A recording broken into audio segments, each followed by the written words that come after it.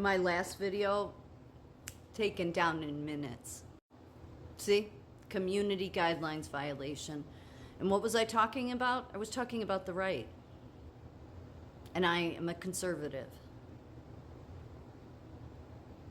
So I decided to ask AI about who's controlling speech on social media. Social media companies like Twitter and Facebook can silence speech by moderating or removing content based on their own policies, which may lead to accusations of bias, especially against certain viewpoints. Additionally, there are concerns about government influence on these platforms, which can further restrict speech. But it goes further. The U.S. government has attempted to exert control over TikTok through legislation such as the TikTok ban bill, which aims to prohibit the app from operating in the United States unless its Chinese parent company, ByteDance, divests its own. We all remember this, right? Yeah. The government claims that TikTok poses a national security risk due to. No, it doesn't. But let's say it does. Then why was Charlie Kirk colluding with it? Now this video will get taken down because I can't say anything about that side, right?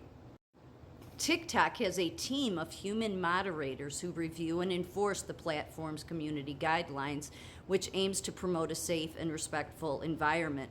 Oh, well, since they're doing the bidding and they're being biased towards conservatives like me, well then, you know what?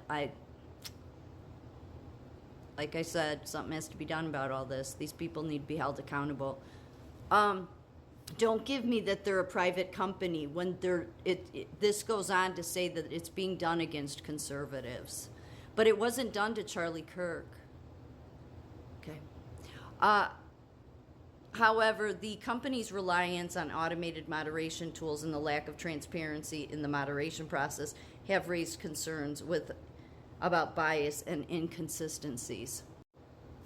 Robert Muse, a co-founder of the American Freedom Law Center, claims that Facebook and other major social media websites are biased against conservatives and engage in practices to silence their speech. They do. That's that has always been gone after, whether it's Twitter, whether it's X, whether it's all of it. There's somebody controlling it. TikTok used to be they didn't used to be so biased. Now they're very biased against conservatives. Especially conservatives that are calling out conservatives. What's up with that? This I thought was rather interesting.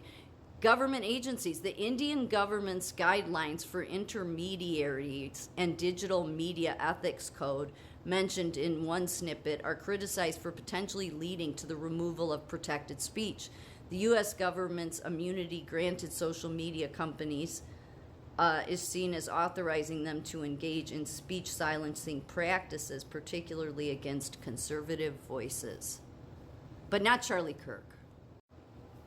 So in the end, they all go after conservatives, even conservatives that are going after conservatives that aren't being silenced because they have big platforms. Patrick Bet-David had this short clip on. It was like one of those short clips on YouTube saying how it was wonderful that Elon Musk bought Twitter because it helped Donald Trump. No, it didn't. He was just trying to pull people away from truth. That's what he wanted to do. I'm surprised Patrick Bet-David can't put that together, but, can we say shill anybody? So this idea that Elon Musk didn't, please. What, because he got Joe Rogan to endorse Trump the night before? And then Joe Rogan's running around saying he had all these Hollywood people that, texted him and contacted him and said, oh, thank you for coming out for Donald Trump. We couldn't do it because we'll be targeted. Well, then you're a bunch of wussies.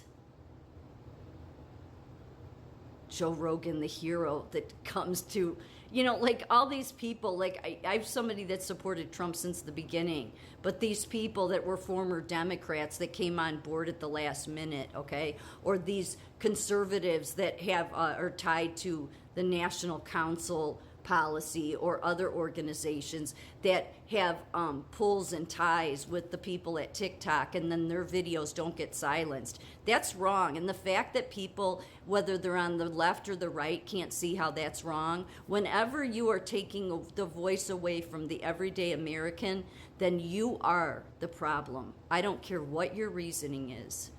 If there is nothing wrong with the video I put up, nothing at all wrong, except that I mentioned Charlie Kirk, RFK Jr., and Robert Malone. All that supposedly, except for maybe Charlie Kirk, who knows, I don't know, maybe he was, I don't think he's ever been a Democrat, but still, tied to a big company that was able to. So here's the thing, when everybody carried on about how TikTok was China controlled, then who was Charlie Kirk talking to?